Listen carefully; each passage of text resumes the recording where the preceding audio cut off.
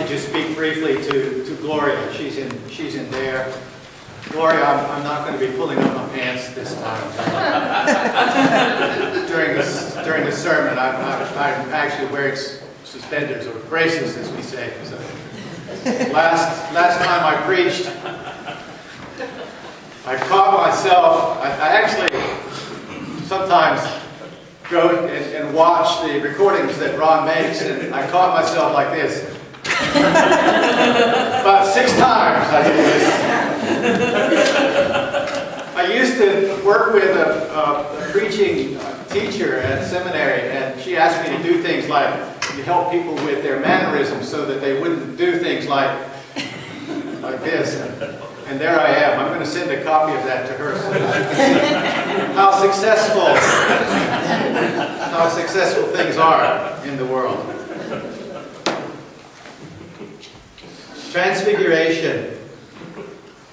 He was transfigured before them, and his face shone like the sun. And we have the story, of course, from the Old Testament, Moses up on the mountain, the shining face, and all of that. And we have on the mountain with Jesus in this transfigured moment, we have 2 of the great prophets. We have Moses on the one hand, we have Elijah on the other. And as I've been thinking about this, the thing that keeps circling in my brain, the story that keeps circling in my brain, the question that keeps circling in my brain is the story of how we get to where we are. And the question is, where do we come from? How do we get to where we are, and where do we come from? When I look at this story, this particular moment, I think about the nature of Scripture. I think about the nature of how Scripture, as it comes to us, textus receptus, as it comes to us, I think about how it was formed, how the stories came about. And when I look at Moses, I see the stories that come out of that part of the world that centers around Jerusalem, the kingdom of Judah. And when I think about Elijah, I think about those stories that come out of the northern kingdom, the kingdom of Israel, the part of the world that referred to Jacob as Israel. And the southern kingdom from Benjamin, which was that community or that tribe near Judah, referring to the leader, the patriarch of the country, the whole country when it was bound together as we think it once was, who referred to the patriarch as Jacob. And how those stories got woven together so that now we don't know when we're talking about this individual whether we're talking about Israel or we're talking about Jacob.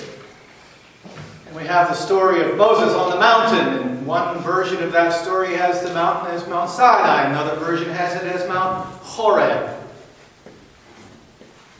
And when we read that wonderful story of Noah, and we have that wonderful, glorious moment of the flood story, which of course comes out of that whole tradition of the ancient Near East. It brings all of those things, all of those interesting things, all of those understandings of faith that come from different, even religions of that time. The story of the flood comes out of a great, vast number of traditions in that period of time, and they are bound together with the traditions of the people who formed their faith around Jerusalem. And they're bound together with the people who formed their faith around the northern kingdom, around Beit El, Beit, home, residence, El, Jesus, or not Jesus, we believe Jesus now, but God. And how all of these are bound together, and the stories are interwoven. You can actually pull these stories apart. And you get 2 different versions when you pull them apart, at least 2 different versions of the story. How do we get to where we are? Where do we come from? Today, in my world, my sweetheart tells me that her father passed away 44 years ago. 44 years ago today. 44 years ago. And my father, in December, will have passed away 10 years. And I think of how one family, one kingdom, one Beit El joins together with another family, one kingdom, one Beit El, and we get to where we are today. And how we bring one set of beliefs. I asked Stephanie, does your dad remind you at all of my dad? Is that how that works? Do they resemble each other? And the answer is, in some ways, yes. In other ways, no. Well, what are you talking about, Jim? What are you talking about? I'm talking about a new way of looking at the world. What is it that the voice says from heaven? What is it that the voice says? It's right there. Anybody? Behold, this is my beloved Son, with whom I am well pleased. Listen to him. Oh my goodness. That comes out of another part of that of the Gospel of Matthew and the other two synoptic Gospels. But there's a difference about this particular version. There's a difference in this particular version. This particular statement. What is the difference? That little add-on. That little tagline. That little tagline that says, listen to him. Listen to him.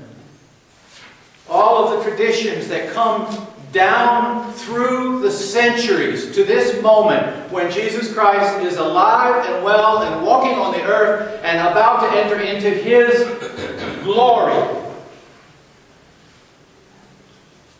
The Gospel writer Matthew says, listen to him. Listen to him.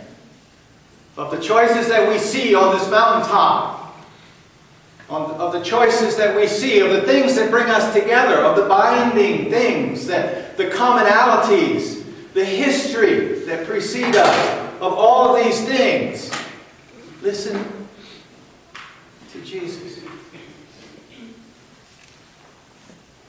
I want to talk a little bit about that glory. We've talked about it before, but I feel it's important to remind us all, to remember what it is. What is glory? What is glory? Glory is sinking that last three-point basket with 1.7 seconds left to play. There's some glory for you. Glory is winning the downhill in the Olympics. Glory is standing before the world and saying, I have a dream. Glory is being acknowledged for something wonderful. But glory is something else as well. Glory is something else as well. Think about the nature of Moses when the glory of the Lord shone on him. Think of that. Think of the glory, and I have to do this every single time I talk about glory. You look at the candles from where you're seated. You look at the candles, and what is it about the candles that is interesting? The aura around the candles. The glow from around the candles. Our great portraitists who give us these wonderful portraits of the Holy Family, inevitably put around them something. That halo. And what is that meant to provide for us? What is that glory meant to provide? What is it meant to tell us? What is it we see about that candle when there's a halo around the candle? What is it? That there's something burning inside. That there's an inner light inside. That something is happening from within and is reflected on the face of the person. Something happening within. What brings us to this place? What brings us here? And where are we going? We are turning our faces into Lent this coming week. I can't believe it's happening so soon. But we are turning our faces to Lent. We're going to be examining, I hope, we're going to be examining what it is that brings us to where we are. We're going to be examining who it is that we are. And we're going to be looking at hope in the course of Lent, at some reality that gives our world the light that we follow, the voice that we hear.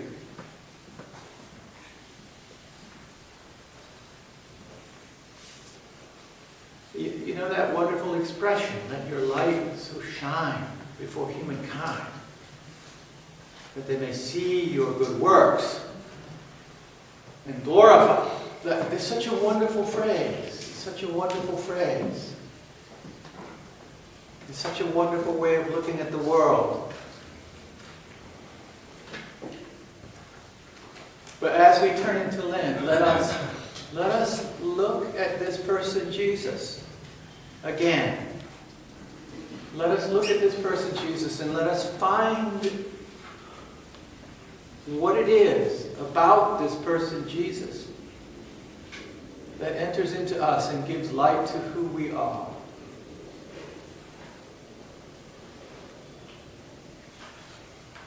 It's very interesting that going down the mountain, Jesus says, well, don't tell anybody until after.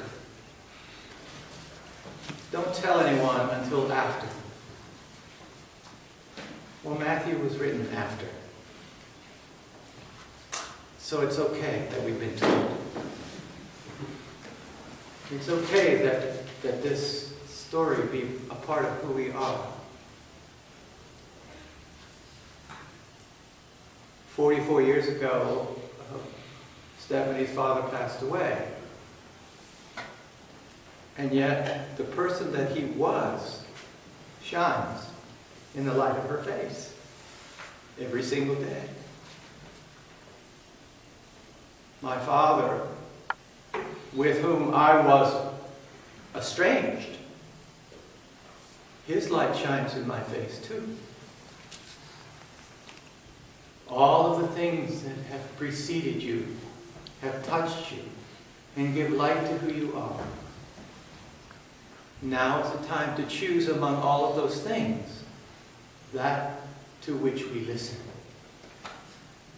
that which we hear, and that which will give life and light to wherever we go. I hope that, like the advice given to these guys on the mountaintop, that we will listen to Jesus. Whatever that sounds like.